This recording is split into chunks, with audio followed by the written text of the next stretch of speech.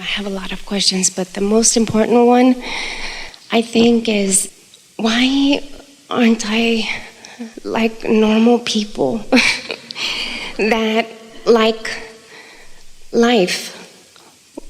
You know, like when people say, oh, thank God for a new day, or I woke up, you know, that's a reason to be grateful.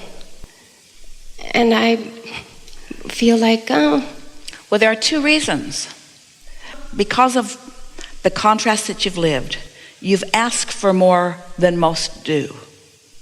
But because of your unwillingness so far to care about how you feel, you keep looking at what is. So you've asked over here, but you've stayed over here.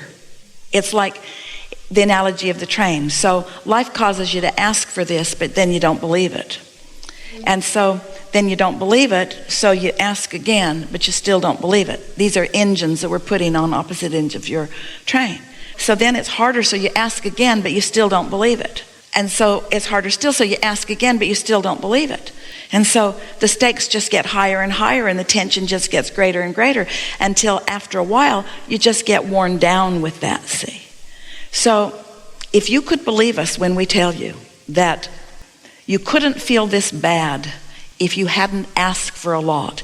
Some of you may not be aware of Jerry. Jerry, Esther's sweetheart, made his transition about 5 years ago. And for some time following, Esther was not feeling so good.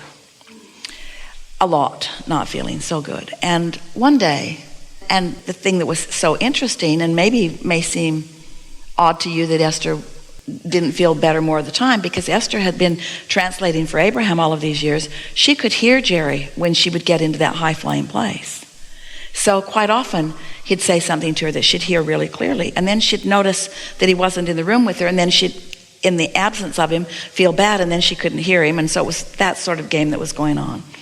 So one day, after feeling particularly bad for a while, Jerry said to Esther, you know, this is going to sound weird to you, but I think it's the only way that you're going to hear me right now, so I'm going to say it in this way.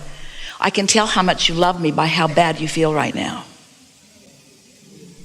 Because if you didn't love me this much, you couldn't possibly feel that bad. In other words, he's gone, oh, now what?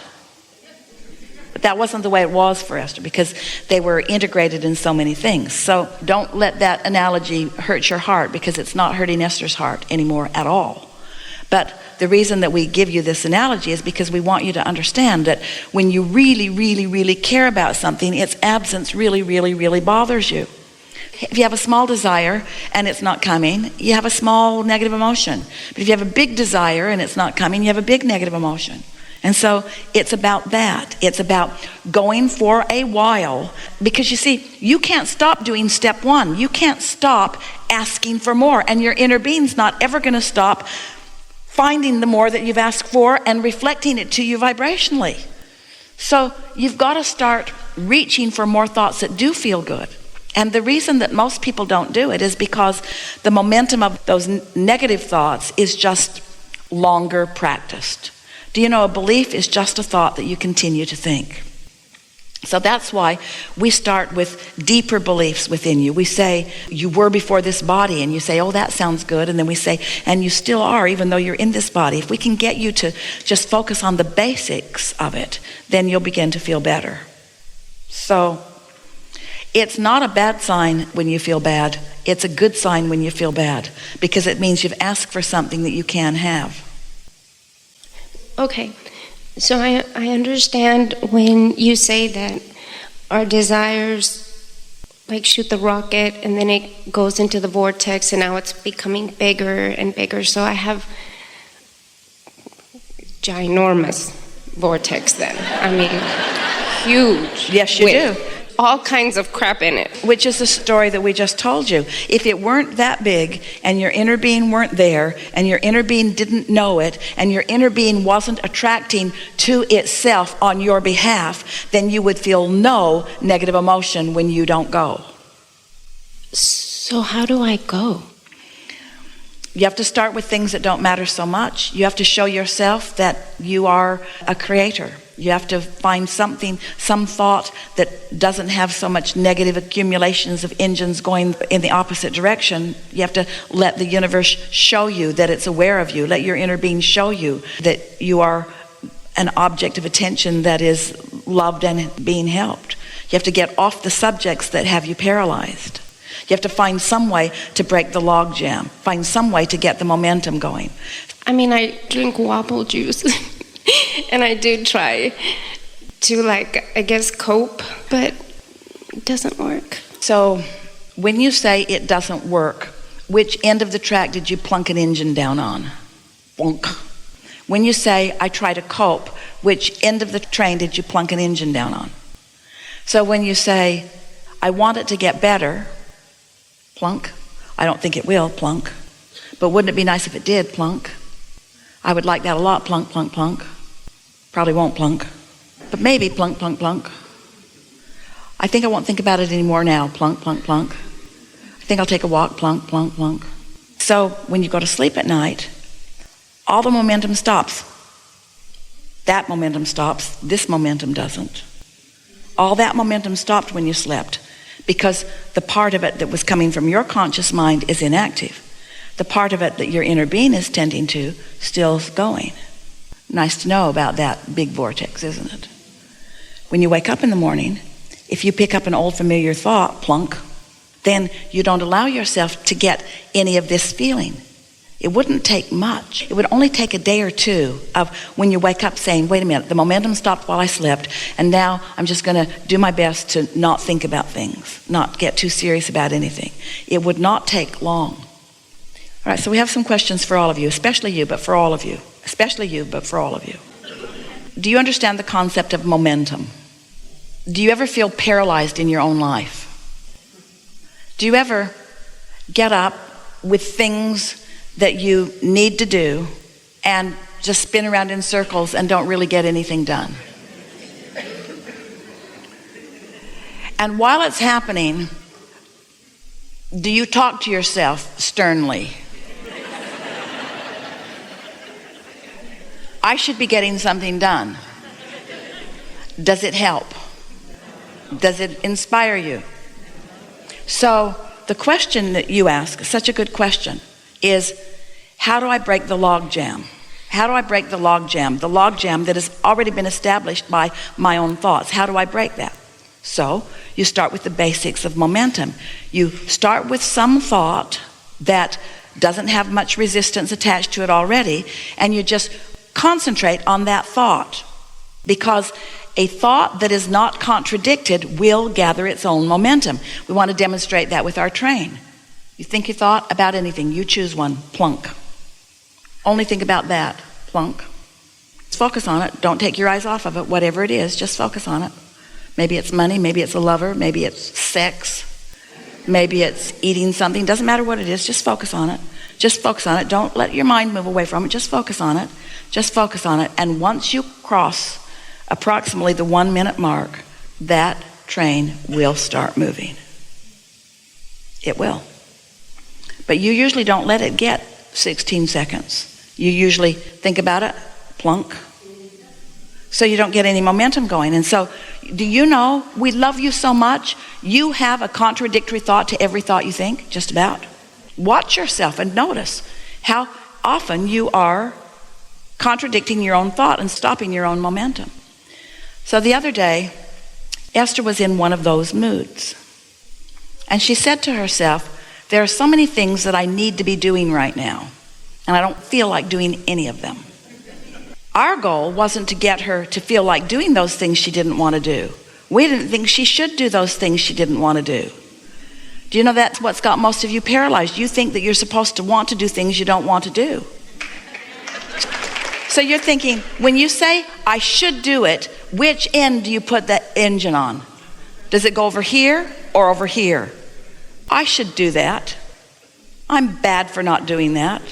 I'm disappointing myself and others. Your inner being is calling you toward all of this enlightenment and all of this fun and all of this clarity, because your inner being knows where you are in relationship to everything that you want. So Esther is feeling that sort of paralyzation, because she has set some engines on the other end. I don't feel like doing that, but I should. I don't feel like doing that, but I should. And you know what was really interesting? Such an interesting observation for Esther. That not only was she not about to do any of those things that she didn't want to do, she could not think of one thing she wanted to do. She couldn't think of one thing that she wanted to do. Now she has options. She's got a new bicycle that's pedal assist that she can go up steep hills on. That didn't seem like very much fun. She has a beautiful, beautiful little car in her garage that goes 0 to 60 in about half a second, begging for her to drive it. She dusts it off every now and again. That didn't inspire her. She couldn't think of anybody she wanted to call. So she sat down and she thought, I'm in a funk. I'm paralyzed. All that stuff I need to do, and I don't feel like doing any of it. And then she thought, be nice if I could get a thought moving. And then she thought, thoughts do move. And then she thought, if I could just find some thought that I'd like to think about. Then she thought, but I can't think of any thoughts that I want to think about. And then she thought, but there must be some thought that I'd like to think about. And then she thought, but I can't think of any thoughts to think about. And then she thought, I should make my bed. And then she thought, I don't feel like making my bed. And then she thought, maybe I'll go outside. And then she thought, no, it's raining outside. And then she thought, well, maybe I'll go in this room. And so she went in that room and she thought, I don't really care about being in this room either. And then she thought, am I just going to sit here and die? Is this what no life flowing through you is really like? Is this what it feels like to have no life flowing through you at all? There must be something that I might be interested in. There surely has to be something that I could be interested in. There has to be something in this beautiful world that would catch my interest. I just know there's something in this world that I could be interested about. And then the word Pinterest came into her mind. Pinterest and interest. Now, Tracy's been after her to look at Pinterest. Tracy sends her things from Pinterest all the time. Esther, she didn't ever want to look at Pinterest because she did not want to be distracted from the things she needed to do. Esther's been saying for a very long time, I have so much to do, I don't need any of these frivolous hobbies. In fact, every time Tracy's on Pinterest, Esther thinks she should be doing something more productive. So Esther had herself in a real box because there was nothing that she wanted to do that she thought she should only do things that she should do, and she didn't want to do anything that she should do. Pinterest is in her mind, and she thought, So she downloaded the app. It was far simpler than she thought it was going to be. And then she made up a username and a password. And then it showed her some things. And then there was a search bar, and she thought, I wonder what I could look at. And then it showed her some options. And then she clicked on a recipe. Ooh, that really looked good. And then she pinned it. And then she labeled it. And then it showed her a whole bunch more of those same things. It's like law of attraction in Pinterest.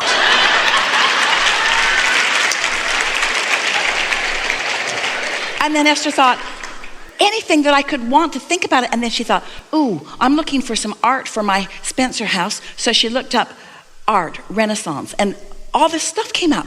And all of these artists, and she started clicking. 3 hours later, Esther had pinned not fewer than 1,000 things. And labeled each one of them in neat little categories. Her juices were flowing, and then she just got the best idea. She's looking through all of these classical pictures, not realizing that she really didn't even know who many of these artists were.